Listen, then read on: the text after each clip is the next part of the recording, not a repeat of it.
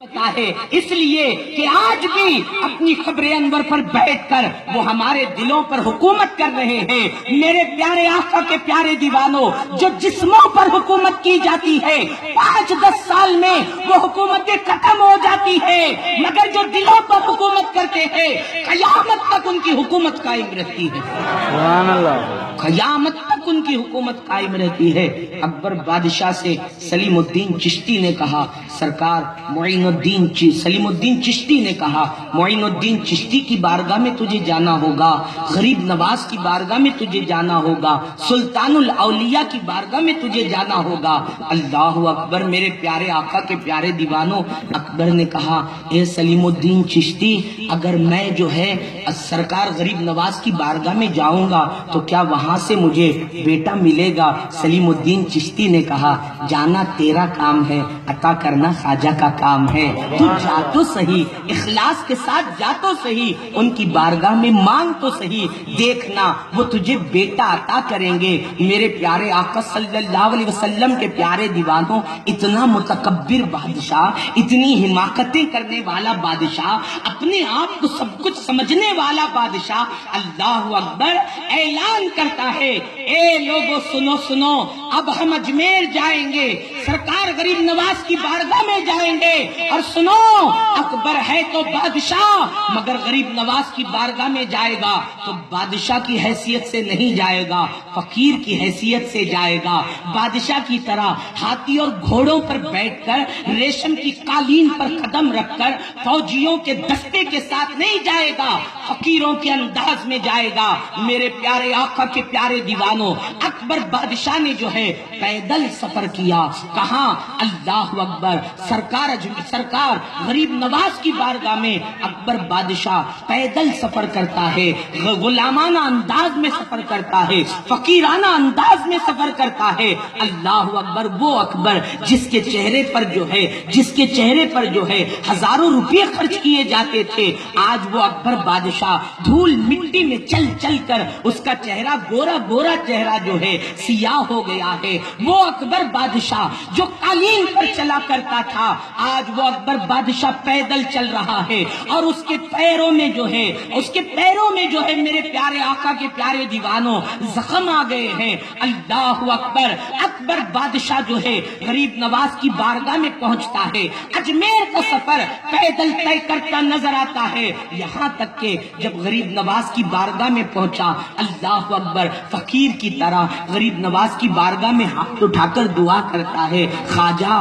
مجھے بیٹا دے دیجئے، خواجہ مجھے بیٹا دے دیجئے، خواجہ مجھے بیٹا دے دیجئے۔ وہ دعائیں کرنے کے بعد غریب نواز کے مزار کی چادر اٹھا کر جو ہی اپنے سر پر رکھ لیتا ہے، ایسے لگتا ہے پورے دنیا کا سکون اکبر بادشاہ کے دل میں آ گیا ہے، اکبر بادشاہ کے قلب میں آ گیا ہے۔ میرے پیارے آقا صلی اللہ علیہ وسلم کے پیارے دیوانوں، درگاہ کے باہر نکل کر سونا اور چاندی اجمیر کے باشندوں میں اکبر خیرات کرتا ہے، اکبر جو ہے تقسیم کرتا ہے۔ اللہ اکبر، ایک بہت بڑے بادشاہ نے غریب نواز کی بارگاہ میں بیٹا مانگا تھا، اور اس در پر جو مانگا جائے وہ خالی ہاتھ واپس آئے، یہ نہیں ہو سکتا۔ وہاں جو مانگو خواجہ وہ عطا فرماتے ہیں، عزت مانگو خواجہ عطا فرماتے ہیں، شہرت مانگو خواجہ عطا فرماتے ہیں، علم مانگو خواجہ عطا فرماتے ہیں، عمل مانگو خواجہ عطا فرماتے ہیں، امیری مانگو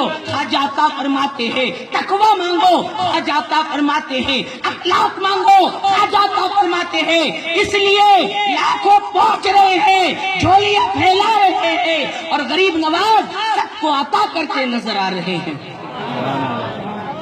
اکبر بادشاہ نے مانگا، حضرت مجھے بیٹا دے دیجئے، وہاں مانگے اور کوئی مایوس ہو، یہ کیسے ہو سکتا ہے؟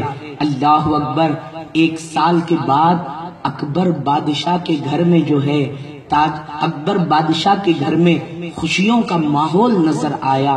اللہ اکبر، گھر جو ہے روشن ہو گیا اور اکبر بادشاہ نے اعلان کر دیا پورے آگرہ کو جو ہے روشن کر دیا جائے، پورے آگرہ کو جو ہے سجا دیا جائے، پورے آگرہ کو جو ہے روشن کر دیا جائے۔ کہ جب روشن کیا گیا تو کسی نے پوچھا آخر بات کیا ہے، بادشاہ سلامت اتنا خوش کیوں ہے؟ تو جواب دیا گیا بادشاہ سلامت کو خواجہ نے بیٹا عطا فرما دیا ہے، آج اسے اس کی کرسی کا وارث مل گیا، آج اسے اس کی نسل کو آگے بڑھانے کے لیے خواجہ نے بیٹا عطا فرمایا۔ میرے پیارے آقا کے پیارے دیوانوں، آپ نے سنا ہوگا بچوں پر جو ہے ماں باپ کا اثر ہوتا ہے، بچہ ماں باپ گانے گاتے ہیں تو بچہ بھی گانے گاتا ہے، ماں باپ ناچتے ہیں بچہ بھی ناچتا ہے، ماں باپ گالیاں دیتے ہیں تو بچہ بھی گالیاں دیتا ہے۔ آپ بھی جانتے ہیں، میں بھی جانتا ہوں کہ صحبت کا اثر ہوتا ہے۔ اللہ اکبر، سرکار غوث اعظم رحمت اللہ تعالی علیہ نے اپنی بسم اللہ خانی میں 17 یا 18 پارے سنا دیے۔ استاذ نے کہا بیٹا عبد القادر اتنے پارے تو نے کہاں سے یاد کیے؟ تو جواب دیا میں جب میری ماں کے شکم میں تھا تو میری ماں یہی پارے بار بار پڑھا کرتی تھی اور میں ماں کے شکم میں رہ کر جو ہے ان پاروں کو میں نے حفظ کر لیا۔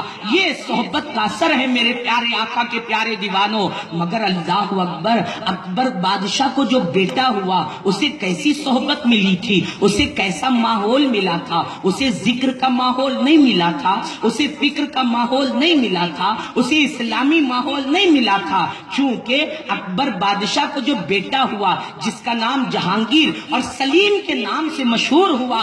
اللہ اکبر، سلیم کی ماں کون تھی؟ جودہ بائی تھی، جو پوجا کیا کرتی تھی، پاٹ کیا کرتی تھی، مندروں میں حاضری دیا کرتی تھی۔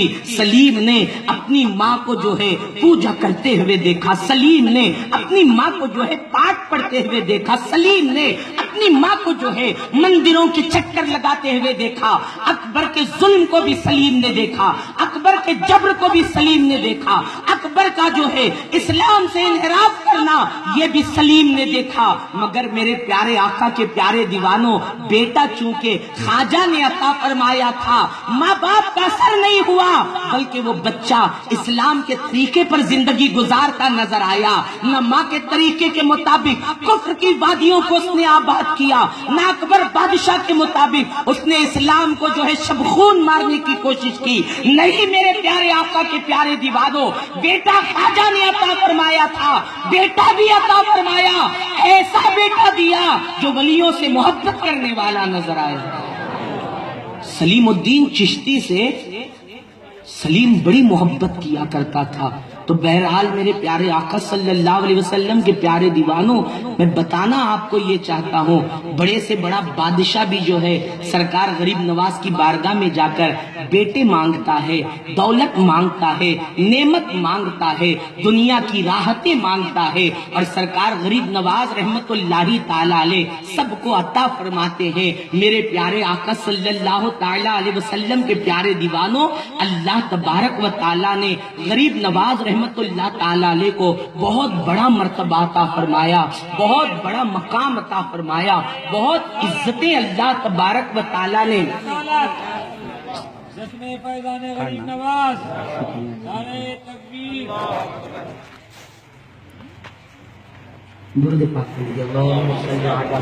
صرف کاروبار کی ترقی دیتے ہیں، نہیں میرے پیارے آقا کے پیارے دیوانوں، ان کی بارگاہیں تو وہ بارگاہیں ہیں جہاں کوئی مردہ دل جاتا ہے تو اس کا دل غریب نواز اپنی نظر کرم سے زندہ فرما دیتے نظر آتے ہیں۔ وہاں کوئی گناہگار جاتا ہے، اگر غریب نواز کی نظر پڑ جاتی ہے تو وہ نیکوکار بن جاتا نظر آتا ہے۔ میرے پیارے آقا صلی اللہ علیہ وسلم کے پیارے دیوانوں، ہم دنیا کے اندر اتنا ڈوب گئے کہ ولیوں کے پاس بھی ہم جاتے ہیں تو دنیا مانگتے نظر آتے ہیں۔ آئے میں آپ کو سرکار غریب نواز رحمت اللہ تعالی علیہ کی زندگی کے چند چیزیں بتانے کی سعادت حاصل کروں۔ میرے پیارے آقا صلی اللہ علیہ وسلم کے پیارے دیوانوں، جن کو ہم غریب نواز کہتے ہیں، جن کو ہم عطائے رسول کہتے ہیں، جن کو ہم ہند الولی کہتے ہیں، جن کو ہم نائب نبی کہتے ہیں، اللہ اکبر، انہوں نے اپنی زندگی کیسے گزاری؟ میرے پیارے آقا علیہ السلام کے پیارے دیوانوں،